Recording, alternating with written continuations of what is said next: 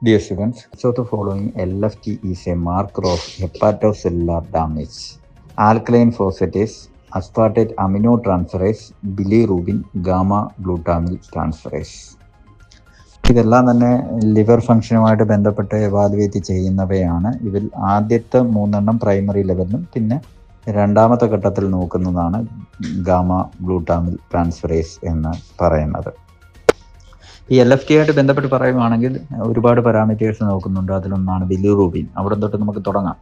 അപ്പോൾ ഈ ബിലിറൂബിൻ എന്ന് പറയുന്നത് അതിൻ്റെ ടോട്ടൽ എന്ന് പറഞ്ഞു കഴിഞ്ഞാൽ ഡയറക്റ്റ് ആൻഡ് ഇൻഡയറക്റ്റ് എന്ന് പറയുന്ന 2 ക്ലാസ്സിലുള്ള ബിലിറൂബിൻ്റെ ടോട്ടൽ അളവിനെയാണ് ടോട്ടൽ ബിലിറൂബിൻ എന്ന് പറയുന്നത്. അത് 0.3 തൊട്ട് 1.9 മില്ലിഗ്രാം വരെയാണ് നോർമലായിട്ട് നമ്മൾ കൺസിഡർ ചെയ്യുന്നത്.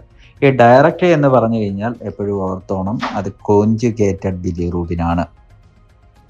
ഈ കോഞ്ചുഗേറ്റഡ് ബിലിറൂബിൻ അല്ലെ ഡയറക്റ്റ് ബിലിറൂബിൻ്റെ അളവ് എന്ന് പറയുന്നത് 0 to 0.3 മില്ലിഗ്രാം പെർ ഡെസിലിറ്റർ എന്നുള്ളതാണ്. ഇതിൻ്റെ അളവ് ഉയർന്നു നിന്നാൽ എന്താണ് അതിൻ്റെ ക്ലിനിക്കൽ സിഗ്നിഫിക്കൻസ്? ഒരുപാട് പരീക്ഷയ്ക്ക് ചോദിച്ചിട്ടുള്ള കാര്യമാണ്. Haemolytic anaemia. ബാക്കി എല്ലാ പാരാമീറ്റേഴ്സും നോർമലായിട്ട് നിൽക്കുന്നു. അവിടെ ബിലിറൂബിൻ ഡയറക്റ്റ് മാത്രം കൂടി നിൽക്കുന്നു. അങ്ങനെയാണെന്നുണ്ടെങ്കിൽ അത് സൂചിപ്പിക്കുന്ന ഹീമോലൈറ്റിക് അനീമിയാണ്. ഒരുപാട് പരീക്ഷയ്ക്ക് ചോദിച്ചിട്ടുണ്ട്. അതേപോലെ തന്നെ നേരെ തിരിച്ചും പറയാം, ബിലിറൂബിനിൽ തന്നെ ഇൻഡയറക്റ്റ് അല്ലെ അൺകോഞ്ചുഗേറ്റഡ് ബിലിറൂബിൻ, അതിൻ്റെ അളവ് നമ്മൾ നോർമലായിട്ട് പ്രതീക്ഷിക്കുന്നത് 0.3 to 1.6 എന്നുള്ളതാണ്. അത് മാത്രമാണ് എലവേറ്റ് ചെയ്ത് നിൽക്കുന്നത് എങ്കിൽ അത് സൂചിപ്പിക്കുന്നത് ഹെപ്പറ്റൈറ്റിസ് അല്ലെങ്കിൽ സിറോസിസ് ആണ്. അപ്പോൾ അതിനെപ്പറ്റി ഒന്ന് മനസ്സിലാക്കണം. ബിലിറൂബിൻ ഉയർന്നു നിൽക്കുന്നു എന്ന് പറയുമ്പോൾ ഇതിൽ ഏത് ക്ലാസ് ആണെന്ന് നോക്കണം. ഇനി മനസ്സിലാക്കേണ്ട ബാക്കി എല്ലാ പാരാമീറ്റേഴ്സും ഏകദേശം നോർമലാണ്. ആൽക്കലൈൻ ഫോസ്ഫറ്റേസ്, അതിൻ്റെ ലെവൽ നോർമലായിട്ട് നിൽക്കുക എന്ന് പറഞ്ഞു കഴിഞ്ഞാൽ 45-നും 115-നും ഇടയിലാണ്. അത് മാത്രം ഉയർന്നു നിൽക്കുന്ന സാഹചര്യമാണെങ്കിൽ നിങ്ങൾക്ക് മനസ്സിലാക്കേണ്ട ഒരു കാര്യം, അത് ലിവറുമായിട്ട് ബന്ധപ്പെട്ടല്ല, ഗാൽ ബ്ലാഡറിലാണ് ഇഷ്യൂ. അവിടെ കോളിലിറ്റിയാസിസ് അല്ലെങ്കിൽ കോളിസിസ്റ്റൈറ്റിസ് നിലനിൽക്കുന്നു എന്ന് പറയുന്ന സൂചനയാണ്. ഓരോ കാര്യങ്ങളും ക്രിട്ടിക്കലി മനസ്സിലാക്കി വെച്ച് കഴിഞ്ഞാൽ, ക്രിട്ടിക്കലി എവാലുവേറ്റ് ചെയ്ത് അല്ലെങ്കിൽ അനാലിസിസ് ചെയ്യാൻ നിങ്ങൾ മനസ്സിലാക്കി കഴിഞ്ഞാൽ തീർച്ചയായിട്ടും അത് പരീക്ഷ പോയിന്റ് ഓഫ് വ്യൂവിലും അതേപോലെ തന്നെ പ്രാക്ടിക്കൽ ലൈഫിലും കാര്യങ്ങൾ മനസ്സിലാക്കിയെടുക്കാൻ സഹായിക്കും. ഇനി ഏറ്റവും ഇമ്പോർട്ടൻ്റ് ആയിട്ടുള്ള ഏരിയയിലേക്ക് നമ്മൾ പോകുന്നു. ALT അതേപോലെ തന്നെ AST. ഈ ALT എന്ന് പറയുന്ന പുതിയ പേരാണ്.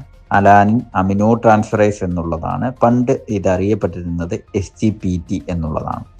പണ്ട് most sensitive and specific liver enzyme എന്ന് ലേബൽ ചെയ്തിരുന്നത് ALT ആയിരുന്നു. പക്ഷെ ഇപ്പോൾ ഒരു ചെറിയ മാറ്റം വന്നിട്ടുണ്ട്. അതിൽ തന്നെ ഒരു പേര് ഇപ്പോഴും കൊടുത്തിട്ടുണ്ട്. അത് സ്പെസിഫിക് ലിവർ എൻസൈം എന്നുള്ളതാണ്.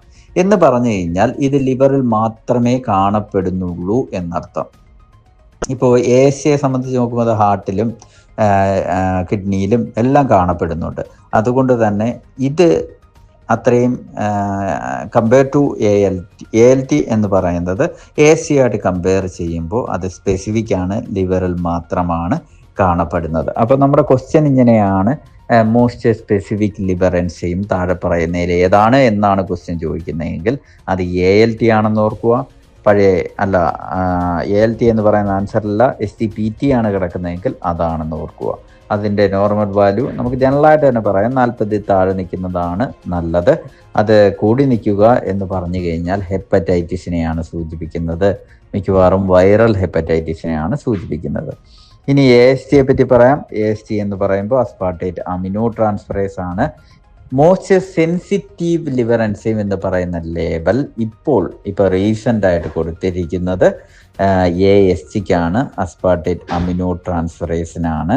അപ്പോൾ ഈ സെൻസിറ്റീവ് എന്ന് പറഞ്ഞു കഴിഞ്ഞാൽ എന്താണ്? അപ്പോൾ ഈ സെൻസിറ്റീവ് എന്ന് പറഞ്ഞു കഴിഞ്ഞാൽ നിങ്ങൾ മനസ്സിലാക്കേണ്ട ഒരു കാര്യം, ഒരു മൈനർ ഇഞ്ചുറി ഉണ്ടായിക്കഴിഞ്ഞാലും ഇതിൻ്റെ അളവിൽ വേരിയേഷൻ ഉണ്ടാവാം. ഇപ്പോൾ മദ്യപാനം എന്ന് പറയുന്നത് കഴിഞ്ഞ 12 മണിക്കൂറിന് മുമ്പ് മദ്യപിച്ചിട്ട് വരുന്ന ഒരു വ്യക്തിയിൽ AST നോക്കുമ്പോൾ എന്തായാലും മദ്യപാനം എന്ന് പറയുന്നത് ലിവറിന് വർക്ക് ലോഡ് ഉണ്ടാക്കുന്ന ഒരു സംഭവമാണ്. അപ്പോൾ അങ്ങനെ വർക്ക് ലോഡ് ഉണ്ടാക്കിയും ലിവറിന് ഒരു ചെറിയ ഡാമേജ് ഉണ്ടാക്കിയാൽ തന്നെ ASTക്കകത്തൊരു ചെറിയ വേരിയേഷൻ കാണും. അത് വെച്ചാണ് ഡോക്ടർ മിക്കവാറും ഇത് നോക്കുമ്പോൾ ഒരു 40 എന്ന് പറയുന്നത് പ്രതീക്ഷിക്കുന്നിടത്ത് ഒരു 48, 50 എന്നൊക്കെ നിൽക്കുമ്പോൾ ഇപ്പോൾ അടുത്തിടയ്ക്ക് മദ്യപിച്ചിട്ടുണ്ടോ എന്നുള്ള ഒരു ക്വസ്റ്റ്യൻ റൈസ് ചെയ്യുന്നത്. ഇപ്പോൾ പ്രധാനമായിട്ടും ആൽക്കഹോളിക് ഹെപ്പറ്റൈറ്റിസ്, സിറോസിസ് അങ്ങനെയുള്ള സാഹചര്യങ്ങളിലാണ് ഈ പറഞ്ഞ അസ്പാർട്ടേറ്റ് അമിനോ ട്രാൻസ്ഫറേസ് അല്ലെങ്കിൽ AST എന്ന് പറയുന്നത് എലവേറ്റ് ചെയ്ത് നിൽക്കുന്നത്. ഞാനിപ്പോൾ കുട്ടികൾക്ക് ഓർത്തിരിക്കാൻ വേണ്ടി പറഞ്ഞു കൊടുക്കുന്ന ഒരു കാര്യമാണ്. ALT എന്ന് പറയുമ്പോൾ ഓർക്കണം, ലിവറിൽ മാത്രം കാണപ്പെടുന്നതാണ്, സ്പെസിഫിക് ആണ്. AST എന്ന് കാണുമ്പോൾ അതിൻ്റെ നടുക്ക് നിൽക്കുന്നുണ്ട്. ആ എന്ന് വെച്ച് കഴിഞ്ഞാൽ സെൻസിറ്റീവ് എന്നതാണ് ഉദ്ദേശിക്കുന്നതെന്ന് ഓർക്കാൻ പറയും. അപ്പോൾ ഇനി പരീക്ഷ ഹോളിൽ വെച്ച് അത് തിരിഞ്ഞു പോകാതിരിക്കാൻ വേണ്ടി സഹായിക്കും എന്നുള്ളതാണ് അതിൻ്റെ പ്രത്യേകത. ദെൻ നിങ്ങൾക്കറിയാം ടോട്ടൽ പ്രോട്ടീനും ഇതിൻ്റെ കൂട്ടത്തിൽ നോക്കുന്നതാണ്. അതിൽ ആൽബുമിൻ ഗ്ലോബുലിൻ റേഷ്യോ ഉണ്ട്. ആൽബുമിൻ്റെ ലെവൽ ഏകദേശം 4.5 വരെയൊക്കെ നിൽക്കേണ്ടതാണ്. ആൽബുമിൻ ഗ്ലോബുലിൻ റേഷ്യോ 1.7:1 ആണ് നമ്മൾ പ്രതീക്ഷിക്കുന്നത്. ചിലപ്പോൾ പരീക്ഷയ്ക്ക് ചോദിക്കുന്ന ഗ്ലോബുലിൻ ആൽബുമിൻ റേഷ്യോ ഒരു പരീക്ഷയ്ക്ക് ചോദിച്ചിട്ടുണ്ട്. എല്ലാവരും 1.7:1 എന്ന് എഴുതി. അവിടെ നേരെ തിരിച്ച് റേഷ്യോ എഴുതണം, 1:1.7 എന്ന് എഴുതണം. അതേപോലെ തന്നെ പരീക്ഷയ്ക്ക് ചോദിച്ചുള്ള ഒരു കാര്യമാണ് ആൽബുമിൻ ഗ്ലോബുലിൻ റേഷ്യോ റിവേഴ്സ് ചെയ്യപ്പെടുന്നത് ഏത് സാഹചര്യത്തിലാണ്? ലിവർ ഡിസീസിൽ, റുമാറ്റിക് ഫീവറിൽ, ഓട്ടോ ഇമ്യൂൺ ഡിസീസിൽ, ഇതൊക്കെ ഈ പറഞ്ഞ ക്യോഷിയോർക്കറിൽ, ഇതിലൊക്കെ ആൽബുമിൻ ഗ്ലോബുലിൻ റേഷ്യോ റിവേഴ്സ് ചെയ്യപ്പെടാറുണ്ട്. അപ്പോൾ ഈ പറഞ്ഞ കാര്യങ്ങളെല്ലാം തന്നെ വളരെ ഇമ്പോർട്ടൻ്റ് ആയിട്ട് നോട്ട് ചെയ്ത് മനസ്സിലാക്കിയെടുക്കാൻ ശ്രമിക്കുക. Okay, thank you.